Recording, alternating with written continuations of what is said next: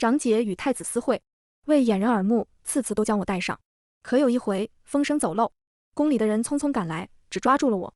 皇后颁下赐婚懿旨，你们既两情相悦，又何必躲躲藏藏？从此我嫁入东宫。太子将此事怪罪于我，待我恶劣，连床子之间也总扣住我的手腕，阴郁的要我换他姐夫。重生回长姐邀我踏青那日，我将头埋进被侵，闷声说：“我不去了。”订阅练练推文，每天更新精彩完结文，正文现在开始。01，长姐闻言怔了一下，为何不去了？她抿了抿唇，语气犹疑。我与他说好了，他口中那人是荣恒，当朝储君，温和端方，不近女色。没人能料想到，他曾与侯府千金私会数月之久，而我是那个为他们掩护的人。荣恒与长姐说话，我在旁边吃点心。荣恒抚琴给长姐听，我在墙外放风筝。母亲每问起，长姐便轻轻掐一下我的手心，神色如常道：“昭昭活泼好动，嫌府中沉闷，我带她出去散散心罢了。”她知道母亲的顾虑，也爱惜自己的名声，所以有一回在京郊的山上踏青，突逢大雨，宫中来人接荣恒时，她一刻也不敢多留，头也不回地匆匆跑开，丢下了我。我茫然失措地追上去，然而落过雨的石阶太滑，我一脚踏错，险些栽倒。荣恒伸手拉了我一把，当心！头顶移来一柄伞，伞下是嬷嬷的笑脸。找着了，殿下日日私会的人，原来是侯府的二小姐。她面色一冷，松开了与我交握的手。何等的阴差阳错！那个本该做我姐夫的人，因为这件事做了我的夫君。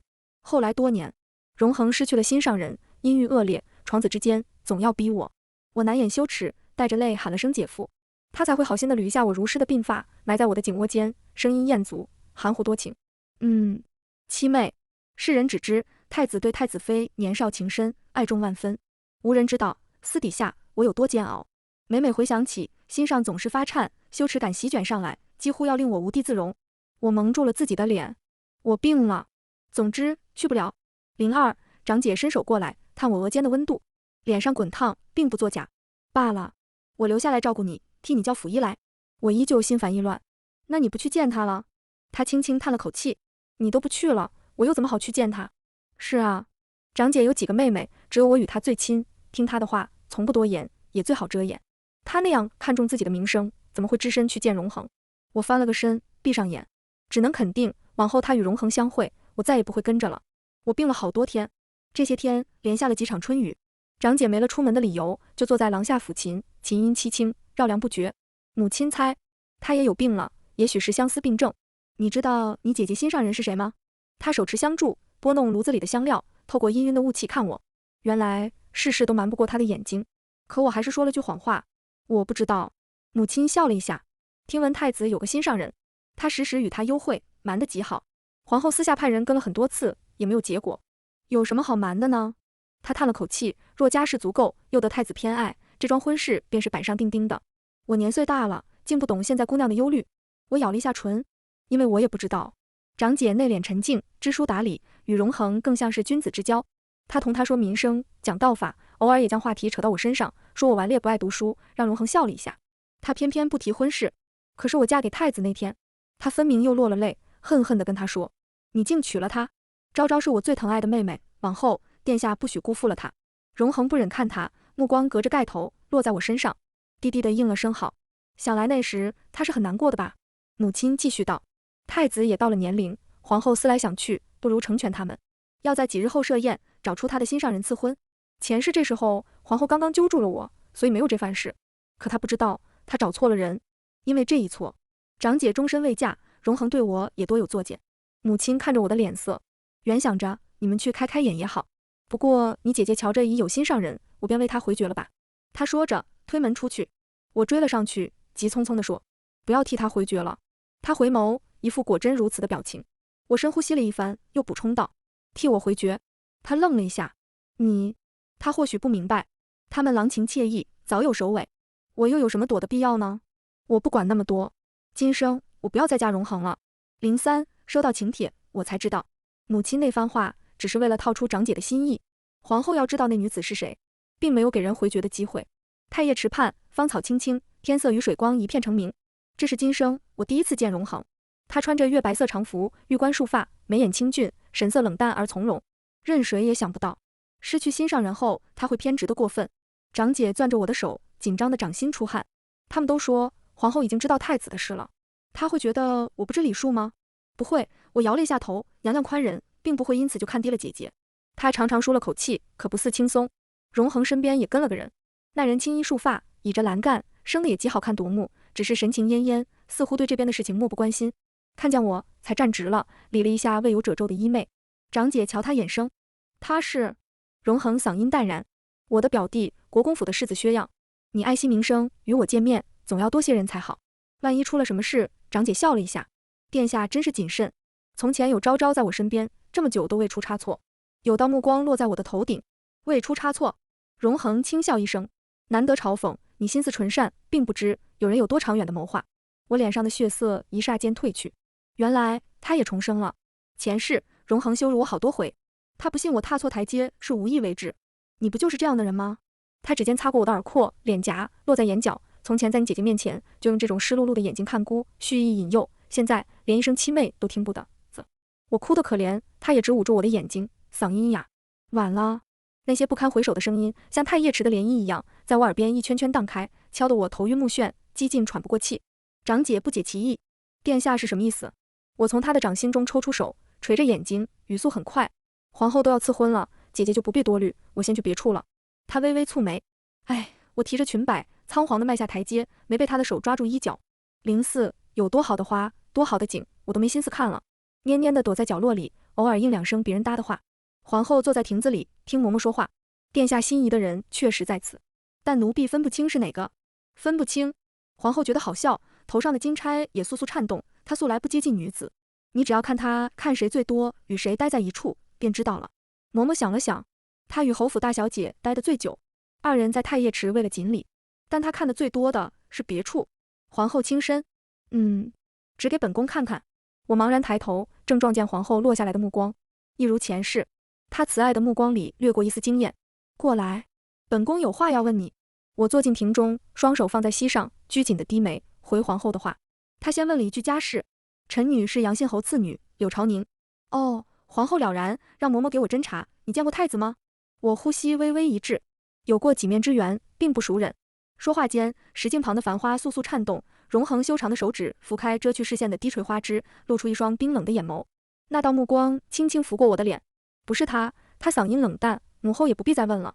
儿臣的心上人知书达理，内敛含蓄，不是这般工于心计、攀龙附凤的人。不出1月，儿臣会带他来见您，请求赐婚。他这话说得好难听，很多道目光往这边投过来，令我难堪至极，将手指捏得泛白。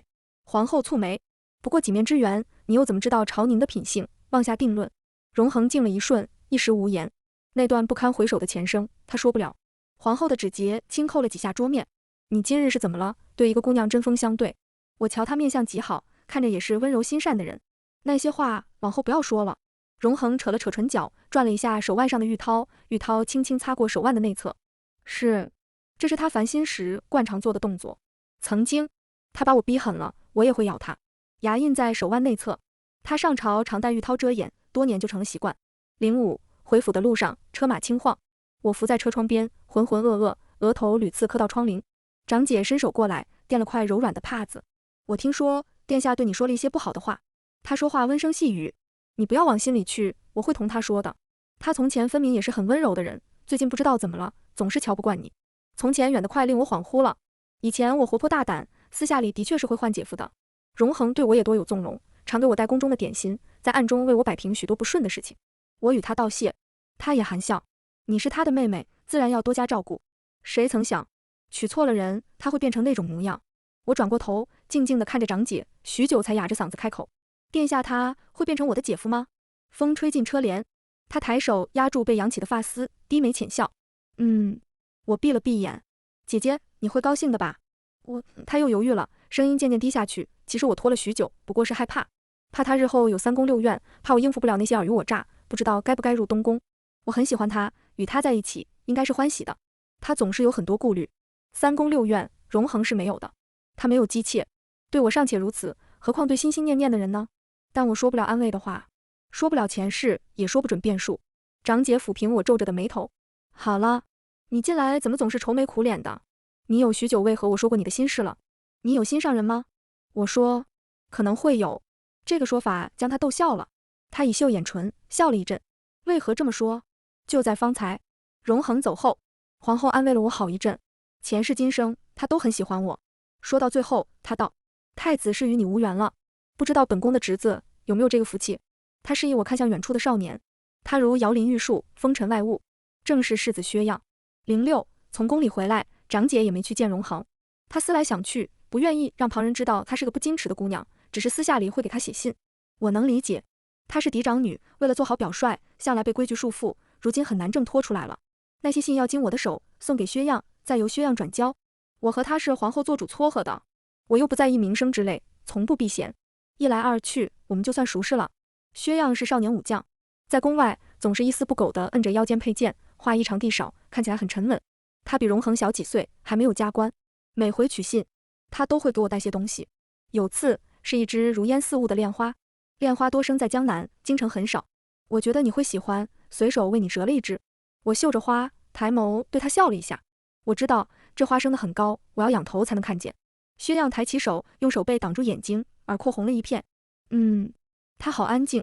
可是有一回，我看见他在街边教训人。长姐说那人是一个欺男霸女、臭名昭著的纨绔。薛样一脚将他踹倒在地，冷冷睥睨，长剑抵着他的咽喉，骂起人来字字珠玑，毫不留情。我掀开车帘，听呆住了。薛样抬眸，恰恰与我对视，怔了一瞬。他旁边的随从扑通一下就给我行礼了。刚刚是小的在骂人，世子从来不屑于跟他们计较的。我扶窗直笑。哦，我知道，刚刚是你的剑在说话。你的剑有名字吗？有的。他用绢布擦拭着剑，长剑光亮，不染尘埃，倒映在他的眼眸里，剑明又明。我听得脸都红了，落下车帘，任凭长姐取笑我。上一世我很早就做了太子妃，只有恨和纠缠，从来没有体验过这样纯粹的情感。我总算知道为何长姐会时时惦记着荣恒，为何会害相思病。长姐和荣恒要回到正途上了，而我前世错过的那些诸墙之外的岁月也要回来了。074月山寺，桃花始盛，清风徐来，眼角铜铃响动。我和长姐跪在蒲团上，拜了又拜。她总是心神不宁。殿下说会娶我，香灰倏然落在他的手背，可是他进来好像很不对劲。我直起身，将香插好，拂去了他手上的灰，去为他取冷水。哪里不对呢？他已经与荣恒合了八字，一切都好，只差赐婚了。他睫毛颤了颤，似乎觉得佛前不好说，拉着我的手去了后院的亭子里。他对我太好了，有求必应，但好的有些疏离客气。他从袖中伸出手，我们甚至没有牵过手。我有些心慌意乱。其实上辈子作为太子妃，我的名声不大好。荣恒有回见人前，还折腾了我一番。他指尖留下了嫣红的口汁，让地折子的臣子面红耳赤，只敢看地砖。于是贵为储妃，我依旧没什么威信可言。我声音有些哑，兴许殿下知道你的性子，但你尊重，不敢贸然亲近，是吗？他笑了笑，脸颊绯红。那下回见他，我该主动些。我沉默了一下。我不知道，私心里我并不希望长姐与荣恒成亲，我觉得他适合更好的人。可惜他喜欢他。前世我就明白了，这种事情向来没有道理可言。他又问了我一些关于薛样的事，我的话才渐渐变多。他很好，总是将我的话记在心上，有时候我自己都忘了。花朝节，我随口跟他提了一句想出门，他说好，也没问何时。我睡到日上三竿，迟迟起来，才发现他已经等我许久，也不许母亲来催我。我有时候觉得自己容貌不够好，可他说不是。我要是愿意张扬一回，他就让京城的人都知道，天下第一美人是柳二姑娘。长姐听得出神，半晌好似苦涩地扯了扯唇角，轻轻笑了一下。哦，原来你们有情人都是这样的。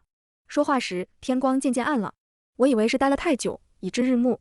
走出亭外，才发现阴云沉沉，山雨欲来。自从上辈子的差错之后，我就记得带伞，也记得时刻注意脚下了。我与长姐走出一段路，在山腰正撞见一群持刀的侍卫，为首的人给我们行礼。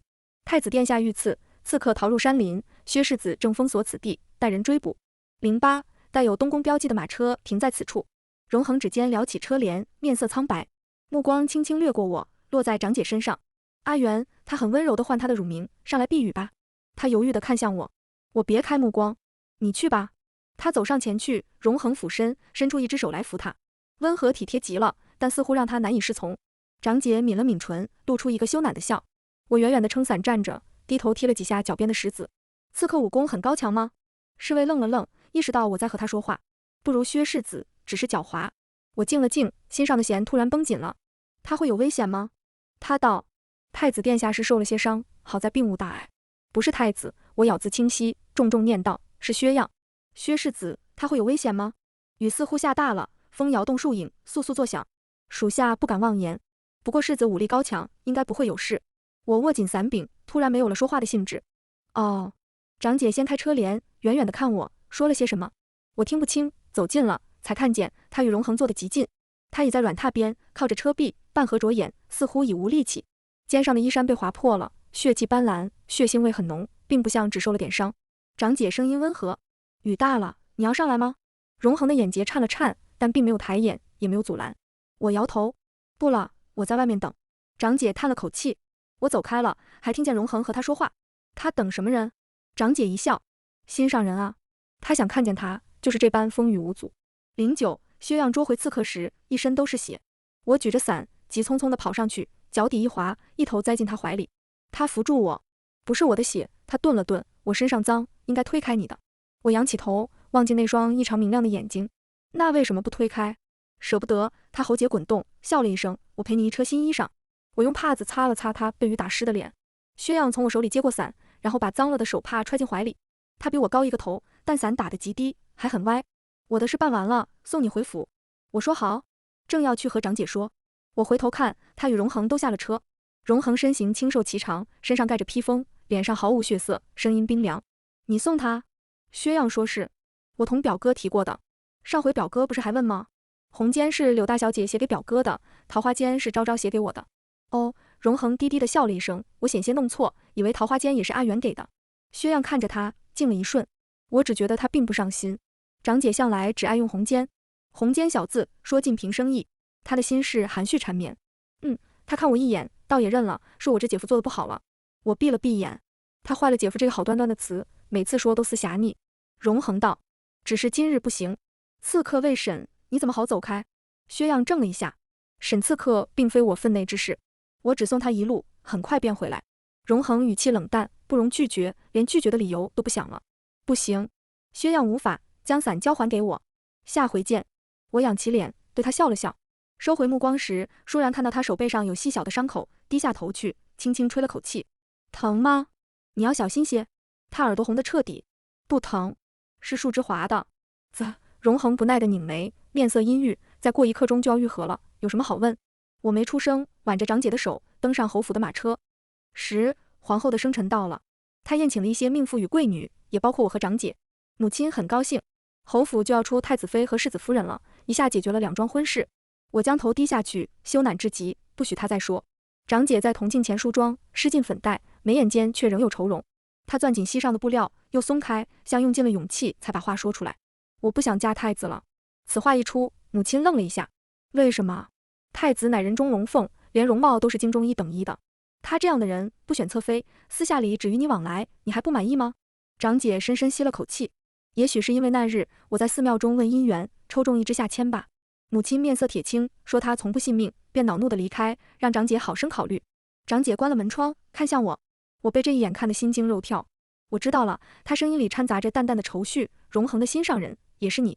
宛如一声惊雷，我嗓子像被堵住了。你为何会这么想？她擦了一下眼角。我从前迟钝，并不知事。他那样喜怒不形于色的人，总是为你动容，怒也是，喜也是。你知不知道，从前我带上你与他相会时，他见了你总是带笑。前几日我说你在等心上人，他的脸色就变了。我能瞧出来，那样的阴沉，不可置信。京中谁人不知，薛世子与太子一起长大，情同手足。就因为世子要送你，他就那样落了表弟的面子。他这几个月来确实瞧不惯你，但眼里有你。他在皇后面前说你攀龙附凤，可从前他哪会注意到和皇后说话的是谁家女眷？我昏昏沉沉地坐着，看着他忧郁的眼睛，只觉得胸口堵得慌，像积郁了很浓的阴云，周遭的气息也潮湿，难以喘气。抱歉，姐姐。他笑着落了泪。我不怪你，我只是告诉你一声，也告诉我自己。我将头枕在他膝上，也跟着红了眼睛，脑袋又被他扶正了。刚梳好的发髻，等会儿要赴宴呢。11，长姐得皇后召见。宴席之前，他就被嬷嬷引走了。我步入宫门，就跟随在一个宫女身后。宫道逶迤，拐入小路，逐渐变得曲折。这不是去后宫的路。我站住了。这条路前世我走过许多次，早已烂熟于心。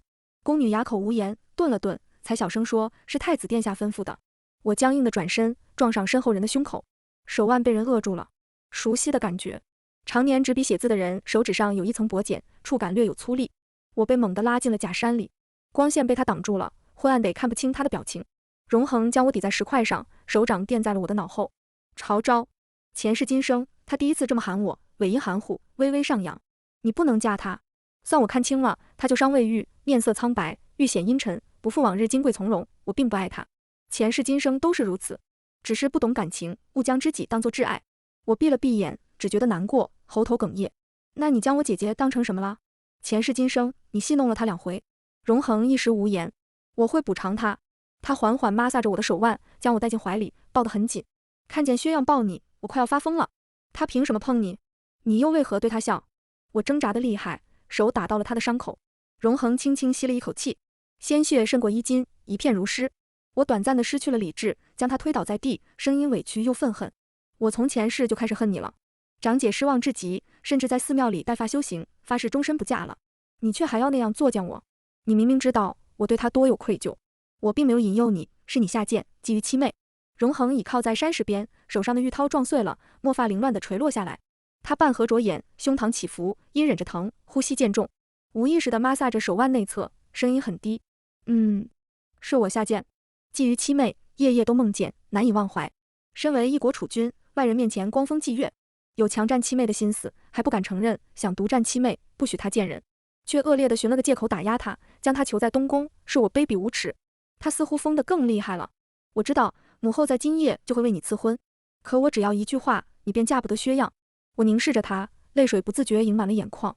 荣恒，我的一生就得为你的一己私欲让步吗？你毁过我一次，还要再毁吗？他闭上了眼，喉结滚动了几下。我恨恨道：你再逼我，我会跟你一起死。我咬住唇，不欲与他纠缠，绕过他离开。洒金的披帛被攥住，又松开，像一尾鱿鱼，在他掌心短暂地停留了一瞬。荣恒仰着脸，阳光照在脸上，不见半分血色。你今日的衣裙很美。我垂眸，这是薛样赠我的。12宴席开始之前，长姐在我身侧落座了。她长长吐出一口气，算是释怀，嬷嬷领着我走了一圈。我想，这样高的宫墙，日日困着我，我是受不住的吧。她不爱我了，倒算福气。我与皇后坦白了，我与太子曾经的确有过往来，如今也不剩情分了。我怔了怔，拍了一下她的手背。那便好。坐在上首的皇后面色很复杂，她看看我，又看看长姐，终究什么也没说，拾起酒盏，一饮而尽。今日本该有3桩喜事，可惜只剩2桩了。荣恒也在席间，他脸上并无表情。那先祝贺第1桩喜事吧。儿臣身体抱恙，只能以茶代酒，祝母后万寿无疆。皇后与他举杯，第2个举杯的是薛样。我与长姐俯身下拜，也说了祝词。酒过3巡，皇后让人拿来一纸，这便是第2桩喜事了。她抬眸，朝宁、阿样。我与薛样一同离了席，跪倒在地，心扑通扑通，突然跳得很快。荣恒静静地看着，将掌中酒杯捏得很紧，骨节隐隐作响。我抬手接过了那道赐婚懿旨，周围依旧灯火煌煌，只是声音似乎静了下来。荣恒吩咐着工人：再添酒。皇后蹙眉：你不是伤还未好吗？荣恒闭了闭眼，嗓音沙哑，像冰泉冷涩。原本不想喝的，但不醉怕是熬不过今夜了。13宫宴之后，荣恒信守承诺，赐下了许多珍宝给长姐，还有良田、黄金，够他此生无余了。他身边的近臣也捎了句话来：殿下说，从今往后，柳大小姐便如同他的义妹，她要婚嫁，殿下会添妆，她若只想自由，侯府也不得逼她。母亲尴尬地笑了：那是自然。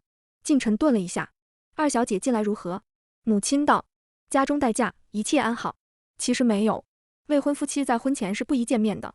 但我不是那种会守规矩的人，有长姐为我遮掩，我来去自由，想见薛样便去见了。我们春时看花，夏时泛舟，波光粼粼的湖心。说起我们的初见，薛样还有些想笑。当初那场赏花宴，我本不该在的。表哥与我说了许多，说京城最好的女子都在那，我也到了可以说亲的年龄。我依旧不答应，他又让我帮他个忙，说他不想让姑姑插手他的婚事，还要替他遮掩一回。我答应了，然后就看见你了。京城最好的女子果然在这。一阵风来，连莲花也低了头，我脸上也发热，抬眼看着薛样，轻哼一声：花言巧语。薛样只笑：哦，怪我。荣恒忙碌了许久，出京赈灾，一切都亲力亲为。人人说太子爱民如子，为此衣带渐宽。婚前我在围猎场上远远地见过荣恒一回，他的确清简许多，眉眼阴郁，也不轻易笑，喜怒愈加难辨。猎场之上，气质凌厉，3箭齐发。将要结束的时候，我坐在帐中歇息，却见太监提了2只白狐进来，恭敬道：“殿下说柳二小姐冬日未寒，可以做一件狐裘。”我没有动，多谢殿下好意，拿回去吧。太监叹了口气，走出帐中，我听见帐外熟悉的声音：“他不喜欢，那就拿走吧。”薛样似乎与他正撞上，不加修饰地讽刺道：“不是不喜欢白狐，是不喜欢殿下罢了。”薛样，他冷冷地喊：“若非我恰巧找你帮忙，你以为你能见上他一面？”薛样语调平静：“若非那日殿下伤得太重，我怕是忍不住对殿下动手了。常听闻表哥少年老成，喜怒不形于色，觊觎我未婚妻的眼神很难藏吗？”荣恒咬紧了后槽牙，怒气难忍：“你未婚妻？那是我放手了，让你一回。”然后脚步声远了。薛样声音朗然：“那今日别让了。”我坐立难安，追了出去。薛样骑在马上，背着弓与箭筒，回头对我笑：“等我一个时辰。”我的心稍稍安定了。好，围猎结束后，猎物堆积成山，但2个人都很狼狈，受了些伤。皇后皱眉问起，荣恒道：“我摔了一回。”薛样用指节擦了一下眉骨上的血丝：“树枝太低，划伤了而已。我比他多猎2只鹿。”这句话是后来对我说的。他坐在帐里，扬着下巴，眼睛很亮，似在邀功。不要和他比。我小心翼翼地给他上完药，望进他眼中，认真道：“我很心疼你。”薛样怔了一瞬，然后缓缓低下头，像乖巧的幼犬一样，了一声：“我知道了。”金屋渐落，远处有个影子被拉得很长，像丧家之犬。14和薛样成婚是在一个天高云淡的秋日，这是钦天监算的这一年最好的吉日。长姐为我送嫁，如前世般泪流满面。我握住她的手，要她不必伤心。这一生没有高墙阻隔，我和她能时时见面。成亲的时候，陛下与皇后亲临，荣恒倒没来。京城寻不到他的踪影，不知他去了何方。他比薛样还要年长3岁，婚事一拖再拖，拖得皇后也叹了气，打定主意先安排2皇子。不过都与我无关了。回门时，我撞见长姐在收拾行囊，她想了许久，打定主意不嫁了，也不去修行，而是去游历山河。我点头：“我会站在你身后的。”长姐笑了一下，又与从前不同了，温柔明亮，像满月的月色，不被薄云遮蔽。愿此去经年，如花似叶，岁岁年年，共占春风。全文完。